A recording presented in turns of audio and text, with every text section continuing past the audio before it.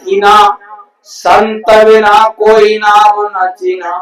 बिना संत महात्माओं के ये नाम और शब्द नहीं मिलेगा। इसी नाम और शब्द को जैसे धर्म पुस्तक रामायण में भी लिखा है, महात्माओं ने लिखा कि कलयुग केवल नाम आधारा, सुमेरे सुमेरे नारा उतरे पारा। तो कलयुग में उसी नाम की पूजा। और उन्होंने लिखा कि कलयुग जोग यज्ञ नहीं ज्ञाना, एक आधार नाम गुण गाना। कि कलयुग धर्म कर्म नहीं कोई, नाम बिना उद्धार न होई। तो वही नाम जो सबके अंदर 24 घंटे गूंज रहा है, उस ईश्वर की आवाज, तो उसी की इस कलयुग में पूजा है। उसी से लाभ होगा और किसी से नहीं। लेकिन सब लोग परंपराओं के पीछे भाग रहे। कितने लोगों के फोन आते हैं कि माह के महीने में ही हमारा सत्संग हो जाता। कई सत्संग 12 तारीख के हमने लगाए, तो बाद में सलाह मशवरा करके कहा कि 12 तारीख की तो पूर्णमासी है, हमारे बच्चे गंगा नहाने जाएंगे, फिर सत्संग कैसे होगा, उससे पहले करिए। अब गंगा नहाने से क्या लाभ होता? स्वामी जी महाराज एक कहानी सुनाया करते थे।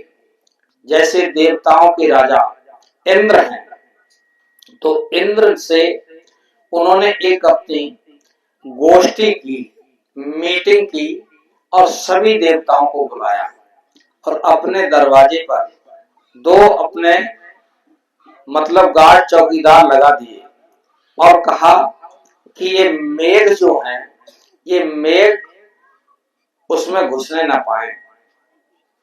पंचायत में मतलब गोष्ठी में जब आए तो मेघों को रोक दिया गया। कहा आप जो हैं, गंगा जी को पहले रोका गया कि गंगा जी को रोकना कि आप जो हैं पापियों के पाप धोती हैं, इसलिए आप पापी हैं, आप अंदर नहीं जा सकती। तो गंगा जी ने कहा हम अपने राजा के सामने अपनी बात कहेंगे तो अंदर जाने दिया जाए। जब वो राजा के पास गई तो गंगा जी ने कहा हम पापी कैसे हुए? अरे लोग हम पर पाप धो जाते हैं तो हम तो मेघों को दे देते हैं, मेघों को दे देते हैं। तो कहा ठीक है आप बैठिए। तो कहा मेघों को आप रोकिए, वो अंदर ना आने पाए। अब मेघ आए तो उनको रोका गया कि आप गंगा जी पाप धोती हैं तो वो आपको दे देती हैं, तो आप इसलिए नहीं जा सकते। तो उन्होंने कहा हमको भी अपनी सफाई देनी है। वो भी राजा के पास गए। उन्होंने कहा हम क्या करते हैं, हम तो वही मेघ हैं, वही बादल बन करके हम फिर वही वर्षा देते हैं। तो मतलब ये है कि पाप धुलते नहीं हैं, वो यहीं के यहीं रह जाते हैं। तो इसलिए जो हम अच्छे बुरे कर्म करते हैं, तो ये जो यहाँ दुनिया का पानी जल है, ये शरीर का मैल धो सकता। जो हमारी जीवात्मा पर कर्म चढ़ते हैं अच्छे और बुरे, वो नहीं धुलते। वो धुलते हैं सिर्फ ये सत्संग से और भगवान के भजन से। इसको महात्मा कबीर साहब ने लिखा है। वो लिख करके गए कि कबीर ये मन मलिन है, धोए न छूटे रंग, कै छूटे प्रभु नाम से, कै छूटे सत्संग। तो ये जीवात्मा पर जो कर्म होते हैं वो भगवान के भजन से या उनके सत्संग से छूटते हैं, क्योंकि सत्संग की बड़ी महिमा होती है। लेकिन जो हम बोल रहे ये सत्संग नहीं है, ये संतों का संदेश है। सत्संग आपको 13, 14 और 15 मार्च को मथुरा में मिलेगा। 14 तारीख सुबह 6 बजे पूज्य महाराज जी जिनके दाढ़ी वाल काले हैं, ये मथुरा में सुबह को सुनाएंगे और उसी में नाम नाम देंगे।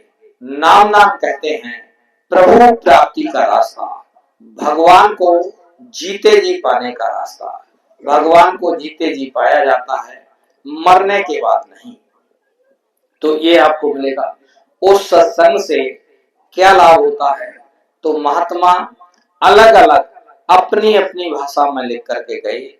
महात्मा कबीर साहब ने लिखा है कि सत्संग की आधी घड़ी तप के वर्ष हजार, फिर भी बराबर है नहीं कहे कबीर विचार।